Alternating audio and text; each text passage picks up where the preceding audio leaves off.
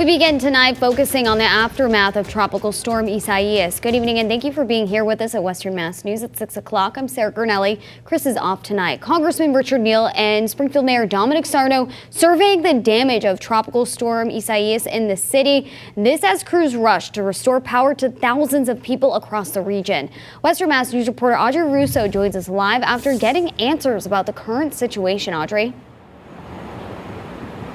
Springfield Mayor Dominic Sarno tells me that as of this afternoon, 2,500 people in Springfield are still without power. City officials say that they believe Springfield was one of the hardest hit areas after Tropical Storm Isaias. Hundreds and hundreds of trees came down. Springfield Mayor Dominic Sarno and Congressman Richard Neal speaking in Forest Park, which now has at least one less tree following Tropical Storm Isaias. This was a very difficult and challenging storm. Sarno claims the city was the hardest hit in Western Mass. He says the governor sent crews to help with the cleanup efforts and is encouraged to see the number of people without power steadily dropping. Right after the storm, Sarno says more than 10,000 Springfield residents were in the dark. Now we're down with the 2,500, which one is too many, don't get me wrong, but that's less than a 24-hour period. Eversource spokesperson Priscilla Rest tells Western Mass News most of the greater Springfield area will have power restored by midnight tonight. The city of Holmes, she says, has many homes that can be restored at once because it is densely populated. You will see that when there is a restoration, that you will see a greater number of customers that are restored. The storm also dealt a heavy blow to Connecticut, wiping out power to hundreds of thousands of people. Rest says Eversource crews in Massachusetts are focusing on Bay State customers first. Once all of our customers have had their power significantly restored, then we will consider, then we will actually take steps to take our crews and start moving them into Connecticut. Congressman Richard Neal vowing to seek FEMA dollars for the cost of cleanup. He says the damage is a reminder that above-ground utility lines, commonplace in older communities in the Northeast, are no match for the strong storms of today. Weather has gotten much more unruly over the last few years, and I think these storms are pretty vicious. We also checked in with National Grid. They tell us most of their customers should have their power back by 7 o'clock tonight. Some viewers in East Longmeadow sent us emails that they got from the company saying that time was going to be closer to 11:45 or midnight. And officials with National Grid did say there would be a few lingering repair jobs stretching into Friday and Saturday. Live in Springfield, Audrey Russo for Western Mass News. It was definitely a tough storm as far as the damage goes. I know Connecticut almost had 700,000 without power, so in a way we were a bit lucky with the damage.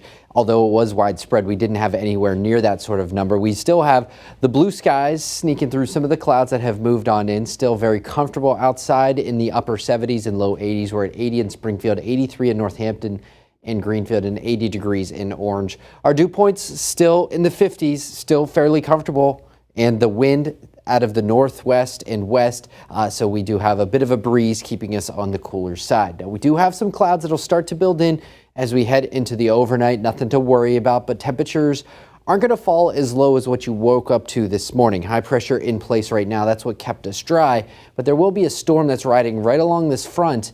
And as it does, it brings us those clouds and eventually some showers into the afternoon. So tonight, falling into the upper 50s and low 60s, we're turning cloudier really around daybreak. We'll start to see some of the clouds really start to thicken up. We're still comfortable. If you want to crack those windows open, go ahead and do so. Still a good night for sleeping weather. And then tomorrow, returning into the upper 70s and low 80s, there will be more clouds and sunshine, especially the afternoon, and that's when we're expecting any sort of rain to move on through. Many of us remaining completely dry, so nothing really to worry about as far as our rain showers go, and don't cancel any plans because of that rain. Now, we do have more rain in the 7-day forecast. We'll show you when in just a few minutes. Sarah? Thanks, Jacob. Moving now to the coronavirus pandemic. Here's a look at today's numbers of COVID-19 cases here in Massachusetts. So far, the state has reported 162 new cases with a total number of 111,533 in the Bay State. There are 32 more deaths today. The statewide death toll now stands at 8,470. New at 6, you may have already noticed your grocery bill is likely inching higher during the pandemic. A new federal report shows that some items have shot up to as high as 20%. Beth Ward joins us live from her home to break it all down. Hey, Beth. Well, Sarah, we first told everybody about the price increases back in March when the pandemic first began. Well, now a branch of the federal government that keeps track of such things is now saying that prices are on the move once again. So tonight we're getting answers on why and how you can save some money the next time you go to the grocery store. Your grocery bill isn't likely what it used to be pre-pandemic. Everything from produce to salad dressing costs more than it did in March. So says new data released by the Bureau of Economic Analysis. Meat and poultry are up 11%, beef and veal 20%, pork an 8.5% rise, eggs up 10%, fresh vegetables 4%, the same with cereal. We have a lot of shipping problems. There's some deliveries I used to be able to tell you that 6 o'clock in the morning this delivery is going to be here and we'll have it in the door. Now we don't even know if we'll get it Friday. Could be Saturday. We just don't know. Rich Whitney, the store manager at Geisler's in Agawam, says shipping and supply chain issues because of the pandemic are in part to blame. Federal analysts say, too, is the tremendous demand from people staying at home and cooking at home. Whitney tells Western Mass News, as a family-run business, they can get creative to keep prices down. It requires some effort. We have to look. We go through all of our supply chains. We find who has the best price, what we can do, and then we buy as much as we can. We pass it along. That sometimes means changing weekly deals to come and get 'em daily deals. So what we have to do is, rather than set up weekly ads or do a circular 6 weeks in advance, we have to run daily ads. Find something that we can buy, put a good price on it, and pass it along. We have hundreds of them around the store that we just happen to find and say, wow, this is a great deal.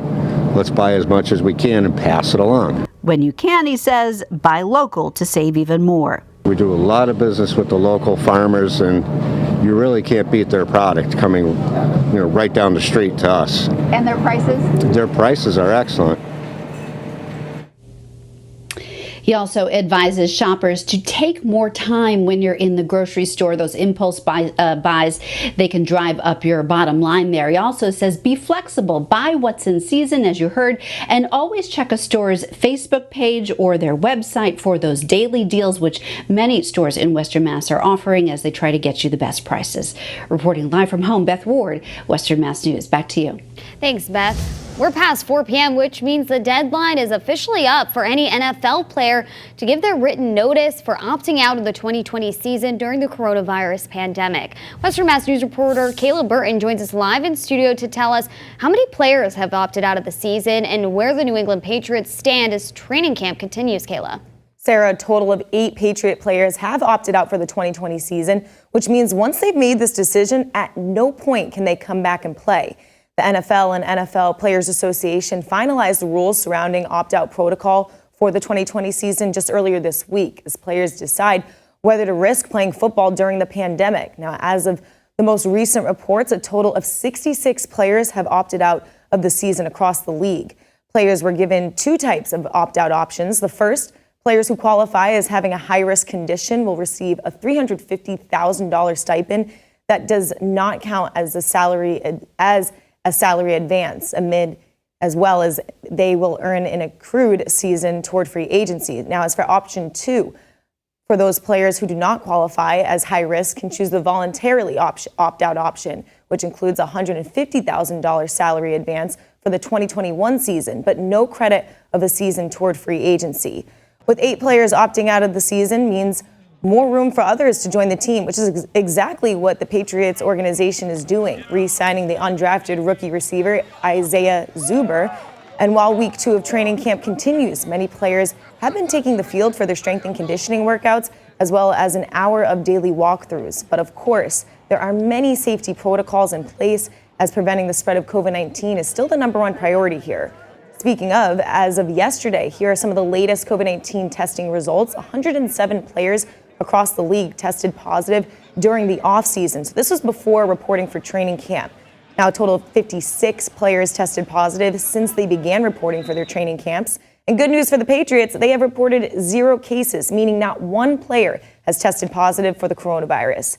Now, coming up later tonight on Western Mass News, we'll have more on how the Patriots are handling week 2 of training camp as they look to safely prepare to win another Super Bowl. For now, live in studio, Kayla Burton, Western Mass News.